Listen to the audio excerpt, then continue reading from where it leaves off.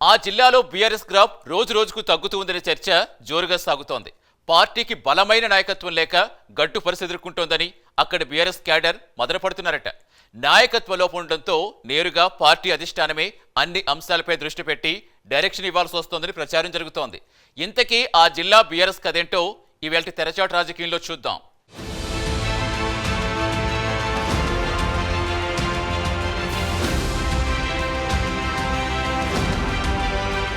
బలమైన రాజకీయ శక్తిగా ఎదిగామని చెప్పుకుంటున్న బీఆర్ఎస్ కు ములుగు జిల్లాలో మాత్రం నాయకత్వాలేమి కొట్టొచ్చినట్టే కనిపిస్తోందని రాజకీయ విశ్లేషకులు చెబుతున్నారు. గతంలో బలమైన నేతగా ఉన్న దివంగత కుసుమ జగదీష్ మాజీ జెడ్పీ చైర్మన్ సహా జిల్లా బీఆర్ఎస్ అధ్యక్షుడిగా పనిచేశారు. అతని మరణానంతరం ములుగు జిల్లాలో కారు పార్టీకి నాయకత్వాలేమి కనిపించింది. దీంతో ప్రతి విషయాన్ని పార్టీ అధినాయకత్వమే చూసుకోవాల్సిన పరిస్థితి ఎదురైందని స్థానికంగా చర్చ సాగుతోంది. ఒకవైపు అధికార పార్టీకి బలమైన నేత సీతక్క మంత్రిగా ఉండడం, బీఆర్ఎస్ పార్టీలో బలమైన నాయకత్వం లేకపోవడంతో ములుగు జిల్లాలో పార్టీ బలం తగ్గుతుందనే చర్చ జరుగుతోంది.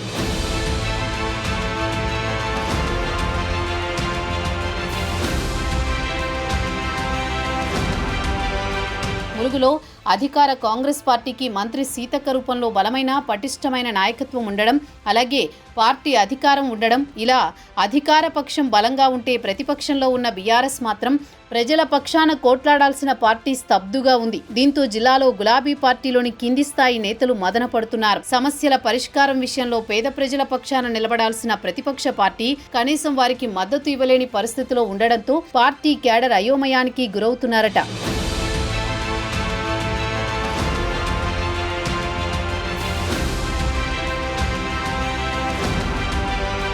ఇక పార్టీ కోసం ప్రజల కోసం పోరాటం చేసే లీడర్స్ కరువయ్యారని లోకల్లో టాక్ వినిపిస్తోంది. ఈ కారణంతోనే ఇక్కడ గడ్డు పరిస్థితులు నెలకొంటున్నాయని క్యాడర్తో సహా రాజకీయ విశ్లేషకులు బాహాటంగానే చర్చించుకుంటున్నారు. పార్టీ పటిష్టత కోసం జిల్లా అధ్యక్షుడిగా కాకులమర్రి లక్ష్మణరావును నియమించారు. అయినప్పటికీ అతను కేవలం తన సొంత మండలమైన ఏటూరు నాగారంకు పరిమితమయ్యారట. జిల్లా స్థాయిలో పర్యటనలు చేయట్లేదనే విమర్శలు వెల్లువెత్తుతున్నాయి. అంతేకాకుండా కమిటీని పటిష్టంగా వేసుకోకపోవడం, పార్టీ కార్యక్రమాలను నిర్వహించడంలో వైఫల్యం చెందారని క్యాడర్ భావిస్తున్నట్టు తెలుస్తోంది. జెడ్పీ చైర్మన్గా బాధ్యతలు చేపట్టిన బడే నాగజ్యోతి అనంతరం అసెంబ్లీ ఎన్నికల్లో మంత్రి సీతక్కపై పోటీ చేసి ఓటమి పాలయ్యారు. పార్టీ నాయకత్వ సమస్యతో నియోజకవర్గ ఇన్ఛార్జిగా ఉన్న బడే నాగజ్యోతి సైతం అరాకొరా కార్యక్రమాలే చేపడుతున్నారట. ప్రజా సమస్యలపైన కానీ పార్టీ కార్యక్రమాలపైన పట్టు సాధించే ప్రయత్నం చేయట్లేదని పొలిటికల్ సర్కిల్లో చర్చ జరుగుతోంది. ఈ క్రమంలో కొందరు అధికార పార్టీ వైపు వెళితే మరికొందరు ఎవరి పనుల్లో వారు నిమగ్నమై పార్టీకి దూరంగా ఉంటున్నారట.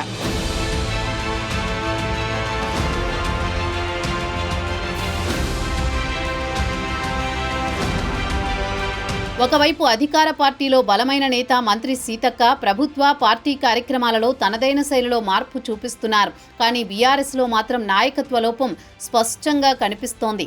అయితే త్వరలోనే జరిగే స్థానిక సంస్థల ఎన్నికల్లో తమ పరిస్థితి ఏంటని లోకల్ లీడర్లు అయోమయానికి గురవుతున్నారట. బీఆర్ఎస్ అధిష్టానం ఫోకస్ చేసి నేతలను సమన్వయం చేయాలని కోరుతున్నారు. స్ట్రాంగ్గా ప్రజల పక్షాన పోరాటాలు చేస్తేనే లోకల్ పోరులో కారు పార్టీ చెప్పుకోదగ్గ సీట్లు కైవసం చేసుకుంటుందని పొలిటికల్ సర్కిల్స్లో చర్చలు జరుగుతున్నాయి. లేదంటే లోకల్ బాడీ ఎలక్షన్స్లో గెలిచే సీట్ల సంగతి దేవుడెరుగు, కానీ బీఆర్ఎస్ మరింత డీలా పడే అవకాశాలు ఎక్కువగా ఉంటాయని టాక్ వినిపిస్తోంది.